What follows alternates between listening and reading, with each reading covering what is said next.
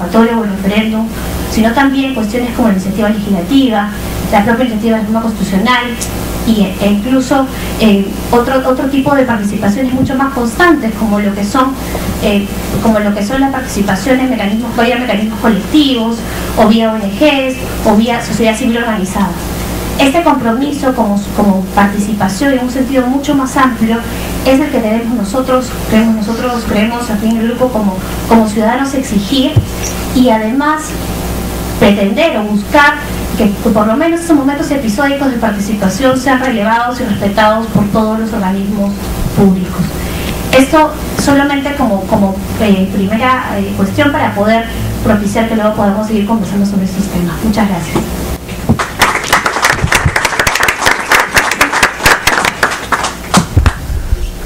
Agradecemos la intervención de la señorita Ana Neira Segarra. La siguiente exposición será presentada por Juan Manuel Sosa Sacio, que es un integrante del Círculo de Investigación Constitucionalismo Crítico. El otro Juan Manuel Sosa es egresado de la Facultad de Derecho de la Universidad Mayor de San Marcos, tiene estudios de maestría en Derecho Constitucional en la Pontificia Universidad Católica del Perú. Actualmente se desempeña como coordinador general de la revista Gaceta Constitucional de la editora Gaceta Jurídica. Le cedo el uso de la palabra.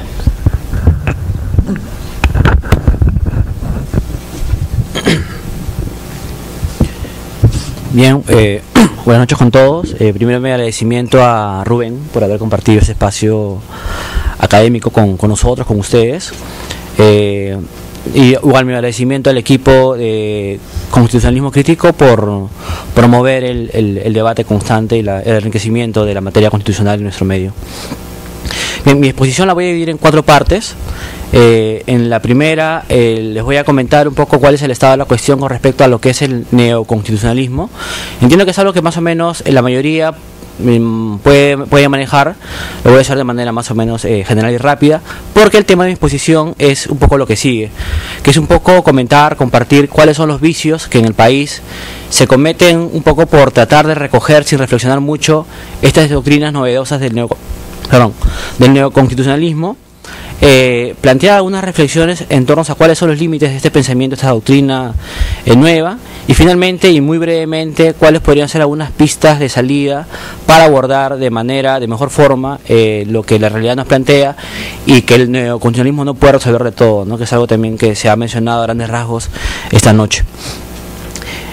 Con respecto de lo primero, bueno, como ustedes saben bien, ustedes reconocen que existen algunos constitucionalismos que son conocidos, que nos han enseñado en la universidad, que son el constitucionalismo liberal, que es el originario con el que nacen las constituciones, el social, que es un poco que tiene que ver con lo que planteaban las constituciones de Querétaro, la de Weimar, las constituciones rusas, que incluyen los derechos sociales, y el estado social, el estado de bienestar, el constitucionalismo democrático, que es un poco, le podemos llamar a la irrupción que tienen los derechos políticos, como la extensión del voto, el voto de las mujeres, el voto de los alfabetos, y digamos, hay una inclusión de estos derechos, nuevos derechos, el revaloramiento de la democracia dentro de los movimientos constitucionales locales, ¿no? Pero tras todo esto existe un último movimiento constitucional, que es el neoconstitucionalismo, y que tiene como su forma de Estado al que ustedes también conocen como el Estado constitucional o Estado constitucional de derecho. ¿Cuáles son las características de este neoconstitucionalismo y Estado constitucional de derecho? Digamos primero que, también como saben bien, esto surge tras la Segunda Guerra Mundial, cuando se evidencian las catástrofes humanitarias a partir de los campos de concentración nazis, el fascismo, totalitarismos de diferentes tipos, como manifestaciones como los gulags rusos, o incluso el lanzamiento de la bomba de Hiroshima por parte de Estados Unidos. Todo esto degrada tanto a la humanidad que nos permite evidenciar que estamos ante un episodio que las sociedades reconocen, recogen a través de la Sociedad de Naciones primero, luego de la Organización de Naciones Unidas, pero también con la dación de cartas de derechos humanos, ¿no? Nace la idea de derechos humanos y nace sobre todo la idea de que la dignidad de la persona, la prevalencia de la persona, la importancia del ser humano debe fundar el orden político y debe ser un límite a toda forma de acción desde el poder público. y de los estados.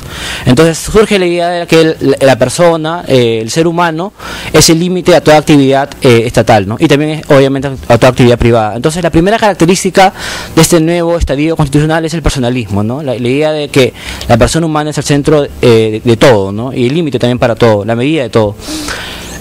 Como consecuencia de esto se produce la positivización de los derechos fundamentales. Las constituciones tienen extensos catálogos que reconocen derechos, y también se producen las primeras declaraciones de derechos humanos a nivel universal. Entonces tenemos constituciones como son las más conocidas, las de España, la de Alemania, todas las de Latinoamérica, que tienen extensos listados de derechos fundamentales. Ahora, esta idea de que la persona tiene un rol protagónico en el Estado constitucional contemporáneo, también tiene como correlato que el Estado constitucional se siente a partir del poder constituyente. Decía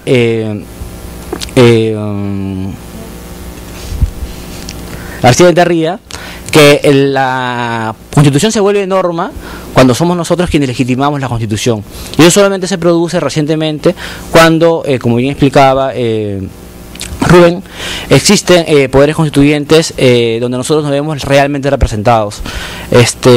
Y esto también tiene como y además la democracia también se extiende, como comentaba, existe una movida democrática que permite la extensión del voto y la inclusión de nuevos actores en la democracia. Y además se genera esta idea de que la democracia liberal es la mejor forma es el mejor mecanismo, el mejor sistema de gobierno. Hasta la Guerra Fría, como ustedes recordarán, bueno, varios de ustedes recordarán, existía una disputa sobre si el socialismo real o las democracias liberales era lo que finalmente iba a ser el modelo imperante en el globo, ¿no? Y a partir de estas movidas constitucionales, este nuevo estadio, la democracia liberal aparece como el sistema non plus ultra de este nuevo Estado que hemos dicho que es constitucional. Lo otro es que esta raigambre democrática de las constituciones otorga fuerza normativa real a las constituciones, a las cartas fundamentales. Y esto se traduce en varias cosas. Hasta antes de esto, las constituciones eran cartas políticas referenciales, sin ningún contenido jurídico cierto. A partir de este momento, los jueces pueden aplicar directamente la Constitución. Las normas constitucionales nos rigen nuestra vida cotidiana, a ustedes y a los funcionarios públicos también. Y incluso se genera los mecanismos de control constitucional. Esto también es una novedad porque antes no existía. Bueno, no es una novedad reciente tampoco, ¿no? Digamos, se complejiza los mecanismos de control constitucional y los procesos constitucionales de tutela de derechos fundamentales. También se produce, bueno, y esto es más reciente, la constitucionalización del ordenamiento, lo que implica que no solamente la política, que es lo primero, sino en general todas nuestras actividades sociales, políticas, económicas, se ven impregnadas por los valores que están reconocidos en la Constitución. Hoy ya no podemos hacer absolutamente nada si esto no es conforme con la Constitución. Lo siguiente es que las constituciones tienen en su seno un pluralismo valorativo. Existen diferentes valores, diferentes ideologías que están contenidas en las constituciones. Las constituciones no tienen un único sustrato ideológico, sino es que la composición plural de las asambleas constituyentes permiten de que tanto las fuerzas de izquierda, de centro, de derecha, las verdes, las que estén integrando el poder constituyente, generan fórmulas de consenso que se ven plasmadas en el texto constitucional. Ahora, esto, que es en un sentido material pluralismo valorativo, tiene un correlato también con cómo están redactadas las constituciones. Las constituciones, como ustedes también reconocerán, tienen cláusulas abiertas, indeterminadas, generales, que hacen que de su sola lectura no se pueda encontrar de manera inmediata su real significado, su real sentido.